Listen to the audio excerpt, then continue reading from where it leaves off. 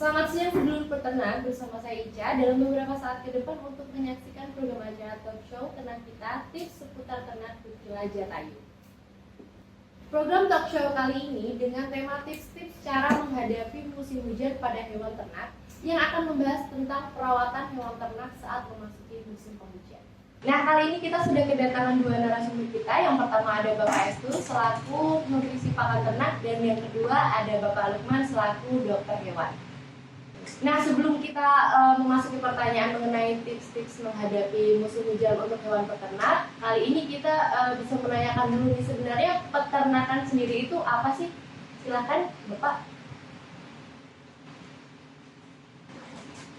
Peternakan, ya, oke, terima kasih. Jadi mungkin simpelnya saja itu peternakan itu adalah sebuah kegiatan memelihara hewan dalam jumlah banyak yang diambil manfaatnya. Mungkin simpelnya mungkin seperti itu ya. Kalau secara etimologi atau secara harfiah itu saya kurang paham, simpelnya seperti itu saja. Nah, karena menjelang akhir tahun ke awal tahun nih, biasanya kan musim hujan ya. Untuk kali ini kita bakal membahas tentang peternakan. Yang pertama nih ya Pak, saya mau tanyakan untuk Bapak Lukman ya, atau Dokter Lukman, kita tanyakan tentang tips-tips nih menjaga atau merawat hewan ternak saat musim penghujan. Karena selain hewan juga kan makhluk hidup kayak kita gitu juga harus jaga-jaga ya kalau musim yang nggak enak kayak gini. Monggo Pak, silahkan. Terima kasih. Mungkin di sini kita coba lebih ke sharing-sharing ya, sharing-sharing pengalaman, karena sebetulnya di dunia peternakan itu tidak ada siapa yang lebih pintar, tapi siapa yang lebih berpengalaman. Dan pengalaman itu yang kita bagikan. Iya. Jadi untuk menghadapi musim penghujan ini kan sebetulnya yang berubah itu adalah di iklimnya. Iya. Iklim, faktornya dari iklim itu kan yang berubah itu di suhu udara sama faktor kelembapan udara. Nah, jadi tips yang pertama itu adalah kita harus mengenali zona nyamannya ternak kita. Jadi dia itu nyaman di suhu berapa, terus nyaman di kelembaban berapa, itu kita harus mengenali dulu. Jadi memang di kandang itu baiknya itu selalu ada alat untuk melihat suhu dan kelembaban. Itu ada alatnya sendiri berarti ya? Ada alatnya sendiri. Dan setiap peternak harus punya? Ya, bagusnya, baiknya itu harus ada, karena nanti kita bisa update. Oh, pas pagi hari suhunya terbaca sekian, kelembaban sekian, dan termohidro itu. Jadi kita bisa melihat ketika terbaca suhu berapa, kelembaban berapa, oh kelihatannya itu ternak kita itu bahagia, ceria gitu. Jadi terlihat bahagianya dari mananya nih? Ya, ternaknya itu kan biasanya kan nanti dilihat dari gerakannya, dari lincahnya. Tidak kelihatan lesu, tidak kelihatan ngantuk, apalagi ada yang deprok istilahnya, itu kan terlihat tidak nyaman. Nah itu jadi kita harus mengenali, yang pertama itu mengenali zona nyamannya itu, sehingga kita bisa men-set suhu dan kelembapan itu sesuai dengan nyamannya ternak kita. Kalau untuk para sedulur-sedulur yang nggak punya alat itu, kira-kira gimana nih Pak? Beli. Harus beli, harus punya ya? Jadi itu murah-murah. Kalau online itu nggak nyampe 20.000. Oh, kalau murah berarti sedulur bisa beli ya? Terus dilanjutkan ya Pak? Nah itu yang tips yang pertama. Jadi kita harus mengenali untuk zona nyamannya. Terus yang kedua itu kaitannya dengan air. Jadi ketika awal musim penghujan itu kan awal debit air itu naik dari bawah ke atas. Karena kita tahu sendiri untuk mikroba, virus, bakteri itu kan semuanya itu berada di dalam tanah. Jadi ketika dan dia bisa bertahan selama bertahun-tahun di situ. Karena ketika bakteri, kondisi lingkungan tidak nyaman, dia berubah menjadi spora dan dia bisa bertahan sampai bertahun-tahun, berpuluh-puluh tahun mungkin ya di dalam tanah. Ketika virus, baik itu virus juga sama, dia menjadi dorman, jadi dia hibernasi dan dia bisa aktif kembali sewaktu-waktu ketika kondisi lingkungan dia nyaman buat dia. Jadi dia hidup lagi kalau misal cuacanya mendukung. Iya, jadi seperti dia bangun dari tidurnya. Wow, iya. Dan dia mulai berusaha, itu juga perlu diwaspadai. Oleh karena itu kita juga perlu membuat program desinfeksi di air minum, treatment di air minum. Itu mungkin kebanyakan yang mudah itu kan mungkin pakai klorin. Klorin itu kita misalkan pakai acuan dosisnya perusahaan air minum itu dia di 3 ppm atau sekitar 12 gram per 1000 liternya. Itu dalam 1 minggu menurut pengalaman yang sudah saya lakukan itu 3 hari cukup. Per harinya cuma 8 jam saja. Minumnya? Pemberian klorinnya. Jadi Iya. sudah cukup. Itu bisa membersihkan air minum kita sehingga tingkat pencemaran itu bisa diminimalisir. Itu airnya sendiri bisa dari air mentah atau khusus air yang apa biar bisa dicampur klorin gitu? Itu ya semua jenis air. Bisa. Nah, kebanyakan kan air sumur kecuali ada juga kan sumber air minum di peternakan itu dia dari PAM. Ya, PAM itu kan sudah ada, karena PAM itu kalau misalnya kita memperhatikan itu awal-awal musim hujan itu mesti bau klorin gitu. Airnya dia memang sudah antisipasi di situ. Terus tips yang ketiga itu di sirkulasi udara yang kaitannya ketercukupan oksigen di dalam kandang, karena kita cukup oksigennya. Yang kedua, kadar amoniak yang bisa ditekan. Nah, itu lewat sirkulasi udara. Karena namanya kelembaban itu kan pengertiannya kandungan air di dalam udara. Jadi semakin tinggi kelembaban, kandungan air di dalam udara itu semakin tinggi juga. Biasanya pas musim hujan tinggi. Nah, itu kaitannya juga berarti ketika kelembaban tinggi, kandungan oksigen di dalam udara itu dia rendah, sulit bernapas. Untuk hewan ternaknya itu. Iya. Dan ngaruhnya apa kalau sulit bernapas itu apa? Jadi nggak nyaman itu tadi? Nah, dia nanti ngambil oksigennya dari air minum. Oh, berarti diperbanyak air minumnya. Iya, jadi Untuk nanti meminimalisir. jadi dia kan nanti tetap minum banyak. Minum banyak, akibatnya ketika minum banyak kotorannya menjadi basah. Kotoran menjadi basah, amoniaknya juga semakin tinggi. Amoniak itu apa sih, Pak? Amoniak itu adalah jadi dia gas metan ya Pak ya. Gas metan yang diproduksi dari fermentasi protein di dalam kotoran. Jadi kotoran itu kan masih mengandung sekitar 4% kotoran protein ya. Nah, itu ketika terfermentasi dia menghasilkan amoniak.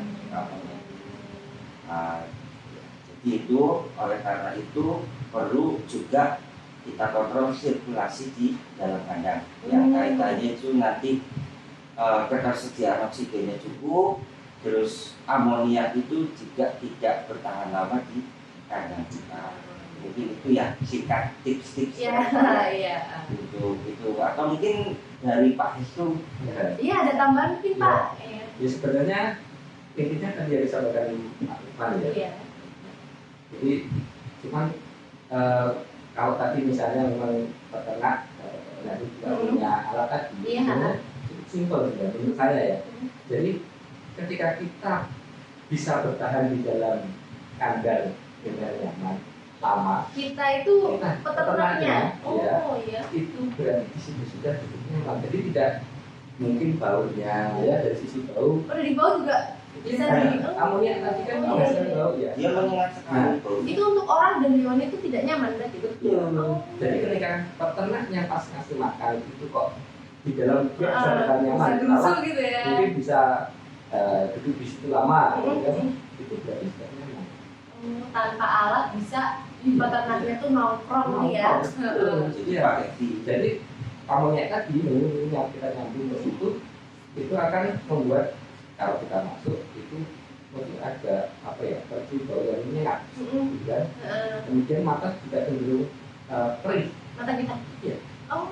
Nah kita aja yang sebentar seperti itu Iya, kita yang di dalam ya. terus, Iya yang tinggal iya.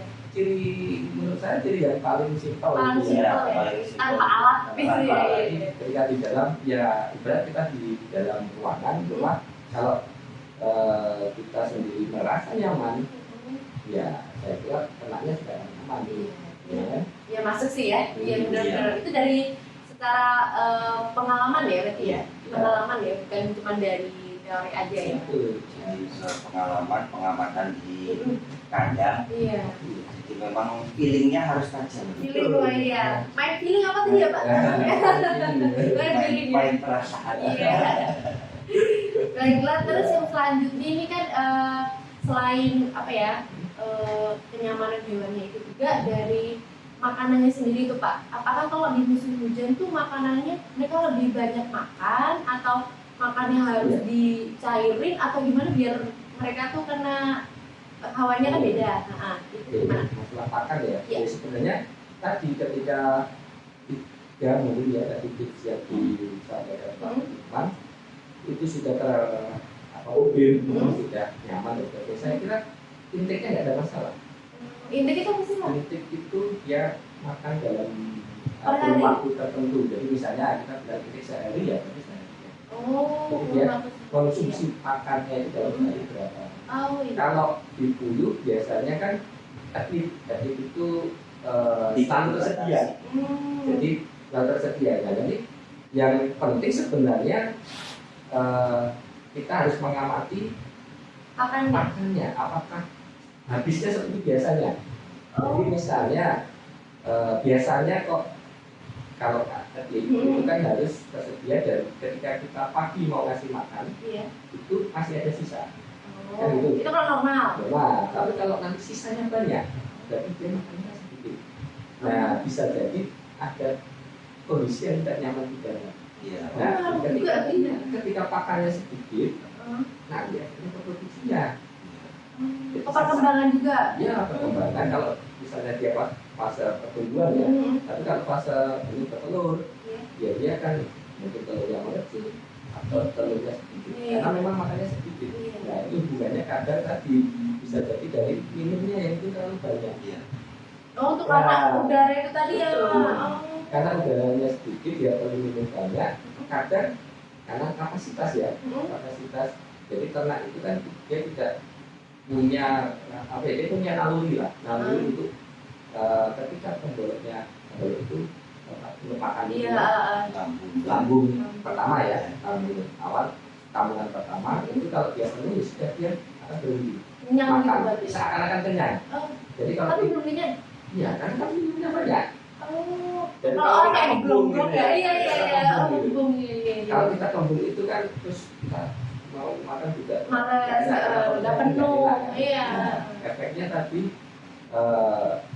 amoniak sudah tinggi, kemudian ditambah lagi makannya sedikit, kesehatan pasti turun. Nah, ketika turun itu mungkin nanti penyakit akan masuk ya.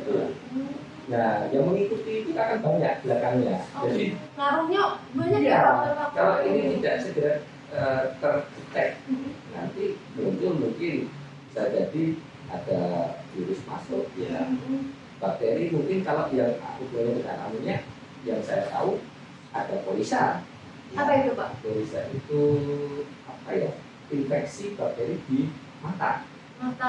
Matanya hewan itu. Hewannya itu. Ya, jadi dia merah, membengkak ya. Jadi, bisa. Jadi kalau boleh saya menambahkan itu, jadi infeksi sporisa itu disebabkan oleh bakteri namanya Haemophilus. Susah ya namanya ya. Masih baru-baru nih, itu baru. Nah itu dia menyerang saluran pernapasan atas. dan ditandai dengan buka di selaput, jadi di mata bagian bawah. Dia Sininya. buka, dia buka. Nah, itu ditandai untuk gejala fisiknya seperti itu. Itu sakit berarti ya? Iya, jadi pasti makanya Makanya kurang ya. Dari pengalaman bapak-bapak ini flashback aja ya. Ada hewan yang udah kayak gitu tuh, terus apa jadinya dia mati atau harus kita ada Iya. penanggulangannya? Iya enggak, kalau obatnya enggak begitu ya. Iya. Jadi Matinya karena tidak makan. Oh. Iya. jadi itu memang kalau tidak cepat tertangani itu mungkin efeknya itu besar sekali. Jadi efeknya itu pada keberlangsungan kita beternak itu nanti untung atau tidak. Oh, kembali lagi ya? Iya. Karena kan ketika memang ada efek sakit itu kan tetap ada sensasi nyeri. Nah, ketika nyeri tidak nyaman itu memang kan pengaruhnya itu kan di anoreksia, jadi tidak mau makan. Anoreksia itu kurus itu ya? Iya, dia tidak mau makan. Nafsu makan Oh iya, kurang. oh iya. Makan kurang, terus dia tidak makan. Kedinginan suasana itu. Semakin lama itu semakin kurus dan terjadi kematian. Apakah itu nyebar semua atau cuma hewan yang matanya seperti itu? Atau bisa nyebar karena Iya virus? bisa nyebar. Yang nyebar itu yang bakteri. Oh, Ada ya, makanya. Karena penularannya. Oh iya. Karena dalam misalnya Mm-mm. ayam atau kucing kan tidak terus jaraknya tidak bisa jaga jarak kan gitu. Iya, kan dengan Nah itu pasti akan menyebar cepat. karena mereka dempet-dempet terus gitu ya. Iya. Karena bakteria lewat mungkin air minum, lewat Iya. udara. Nah, ketika satu Kayak gitu. tempat minum kan, Heeh. ya akhirnya kan Oh, satu tempat minum itu di sana. bisa. Karena kan tetap nanti kan ada lelerannya. Iya. Oh. Proses itu jadi dia nyebar akhirnya kan ke Ke semua yang Semua. minum Dan di itu satu tempat. efeknya nanti produksinya sudah terlalu banyak. dia. Untuk para peternaknya, untuk sedulur-sedulur nih harus Peternak. didengarkan banget ini nih untuk ilmu-ilmu yang baru ya. Terus selanjutnya nih kalau misalnya kan itu kan dalam pemberian makannya ya. Betul. Kalau untuk dalam penyimpanan makan sendiri tuh Nah. biar peternaknya tuh kayak wah Iya. hujan nggak lembab gimana gitu. Ya memang kalau musim hujan utama ya Hmm. biasanya yang sering mungkin yang dialami peternak itu kan tadi kelembapan ya karena Iya. udaranya basah. Iya. Nah mungkin untuk antisipasi ya yang jelas jangan sampai pakan yang disimpan itu di gudang Iya. itu tidak bersentuhan langsung dengan lantai yang mungkin lembab Lembab. Oh atau iya. Ya. dinding. Iya. Dinding juga nggak bisa ya. Iya, dan Karena harus dinding sudah di lembab. bawah yang terlindungi. Jadi jangan sampai atapnya bocor juga. Oh, Ya kan? Ini ya, Iya, itu udah kalau- fatal itu ya. Nanti ketika lembab biasanya makan akan mudah jamur, tumbuh jamur.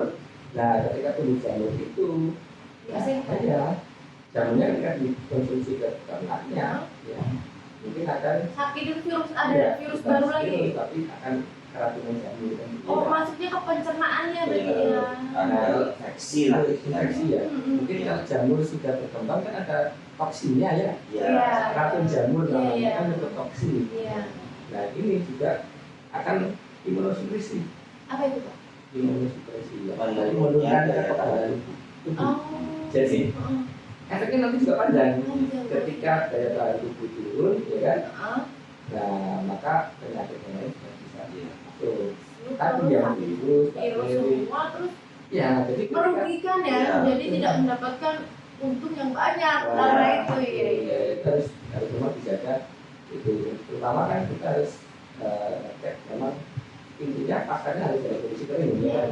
Kemudian pas waktu pembelian mungkin kadang-kala itu ternaknya ngasih makannya mungkin 2 hari sekali. Nah jadi sudah terlalu lama di tempat pakan tuh. Iya. Ini pakanannya. Iya di kandang Heeh. Lalu misalnya lama. sudah terlalu lama itu 2 hari sekali. Heeh. Makan Lembab. tidak tiap hari. Jadi lembab. Jadi kembang gitu ya. Iya, lembab dan itu nanti di tempat makannya juga sendiri sudah berjamur. Oh, bisa di tempat Bisa. makan juga Bisa. berjamur. Oh. Apalagi kan dia makan dan minum kan. Iya, iya, iya. airnya netes di tempat Netes, makan. iya. Nah itu kalau tidak termakan semua, ya nanti lembab begitu. Terus kalau misalnya peternaknya nggak langsung ngecek itu berarti ngaruh banget ya? Iya, dan itu kan efeknya memang tidak langsung kelihatan saya kira ya. Jadi dia akan ada penimbunan. Jadi makan dikit, kan ada jamur di situ. Lama-lama kan dia mengendap di tubuh. Jamurnya itu ya? Iya di hati. Jadi mengendapnya di hati karena semua proses detox itu kan jadi. Nah, nanti ketika hatinya tidak kuat, maka kan sakit juga. Nah, kalau sakit ya dengan apa namanya hati sakit tadi, ya efeknya nanti kemana-mana. Berarti lebih baik kalau menyimpan tuh dilandasi ya? Iya, namanya alat. Jadi untuk menjaga jarak dengan lantai. Terus biar nggak nempel tembok, berarti ditengahin. Iya, kasih jarak, dikasih mungkin setengah meter mungkin ya. Biar ada sirkulasi juga. Kalau diterpalin itu ngaruh nggak sih? Kalau diterpali mungkin kalau pas hujan, ya, tapi ya jangan terus-terusan karena Lembab dia juga. lembab juga. Menyebabkan lembab juga kalau diterpal ya? Iya. Oh ya kadang ada udara ya? Misalnya, ya kalau bocor nih belum bisa Benerin. ya kalau pas hujan ya dulu. Tapi kalau kita dan yang jelas mungkin yang perlu tambahkan itu ya. Kalau tadi yang mungkin belum disinggung itu pencahayaan. Oh, pencahayaan Di untuk dalam kandang kandang maupun di tempat makan. Jadi Oh. dia tidak lembab. Oh, iya. Cahaya yang cukup itu juga nanti membuat ruangannya sehat. Ya. Ada Sirkulasi. matahari masuk kan. Oh iya Jadi iya. tidak lembab. Lembabannya bisa berkurang gitu. Iya. Oh iya. Ya. Walaupun Apalagi di musim tempat hujan makan gitu, juga. kalau musim hujan gitu kan ininya ya, makanya sinarnya itu kan kurang Kurang, betul. Makanya harus ditambahi mungkin genteng Kaca. Iya. atau seng kaca Iya. ya. Iya. Yang penting ada cahaya Iya, masuk. berarti kan ada air yang bagus, sirkulasi lancar, cahayaan cukup, Kalau pakai cahaya lampu nggak ngaruh? langsung kan bisa ya. Gitu ya? Saya nggak tahu ya, makanya saya nanya. Kalau ini, matahari kan mungkin ada vitamin B-nya ya. Oh iya. Lampu. Kalau pakannya tetap nggak bisa pakai lampu yang lampu. Bisa. Hmm. Itu ya sedikit mengurangi kadar air yang ada di udara. Jadi agak hangat kan. Iya iya. Iya. Itu bisa berarti ya. Iya. Salah Jadi- satunya. Jadi intinya itu untuk mengontrol kelembaban itu yang pertama bisa lewat sirkulasi angin, Iya. yang kedua itu lewat panas ya. Mungkin bedanya cahaya lampu dengan sinar matahari kan sinar matahari ada ultravioletnya itu. Iya. Mungkin ya. Oh, iya. Jadi dia yang bisa mengikis kelembabannya. Oh, Beda iya. dengan cahaya lampu yang dia cuma looks-nya saja. Cuma terang aja. Terang aja. Dan kok jadi nggak akan hidup di Iya. TV ya. Betul. Oh iya iya iya. Jadi memang mungkin intinya di situ ya. Mbak. Iya. Terus kalau boleh menambahkan sedikit itu, jadi kaitannya dengan feed intake itu ya kaitannya juga dengan kebutuhan energi. Jadi seperti kita tahu unggas itu kan dia termasuk homeoterm. Jadi suhu tubuhnya itu mengikuti suhu lingkungan. Suhu tubuhnya itu dia selalu mengikuti suhu lingkungan. Beda dengan kita manusia ya. Dia kan kita kan poikiloterm. Jadi suhu tubuh itu tidak mengikuti suhu lingkungan. Nah, ketika suhu lingkungan itu dia naik turunnya ekstrim, nah otomatis kan dia mengikuti susah. Itu ada tingkat stresnya. Adaptasinya ya? Betul, dia adaptasi itu menimbulkan stres. Semua unggas itu? Semua unggas. Jadi ketika sudah stres, untuk memulihkan stresnya itu dia butuh energi yang tinggi. Makan banyak itu tadi? Kalau bisa, kalau bisa makan banyak, kalau nggak bisa kan berarti dia kekurangan energi kan. Iya. Berarti kalau dingin tuh nanti tubuhnya dia ikut dingin Ini gitu? dingin, dia secara otomatis. Harus makan banyak. Nah, ketika makan banyak tapi digunakan untuk mengantisipasi stres. Iya. Jadi yang untuk produksi berkurang. Iya iya iya. Tidak. Jadi dia misalkan untuk makan dia mesti secara otomatis nih dia nalurinya makannya banyak, tapi makannya banyak. Jadi dia itu nanti dia membutuhkan energi untuk menurunkan tingkat stresnya karena fluktuasi suhu yang terlalu ekstrim. Terus yang kedua buat dia untuk tetap berproduksi. Tetap produksinya jalan terus berarti ya? Ya, Bisa bagus ya? bisa bagus ya. Makanya 3 tips yang saya sampaikan di awal itu nanti efek ke belakangnya itu mungkin yang dari Mas Wisnu itu agak panjang. Oh, iya. Panjang banget ya? Panjang banget. Jadi sepele. Ya. Cuma efeknya gede. Gede ya. Mulainya dari hal kecil jadinya Ya, gede ya. Bisa kadang tidak diperhatikan.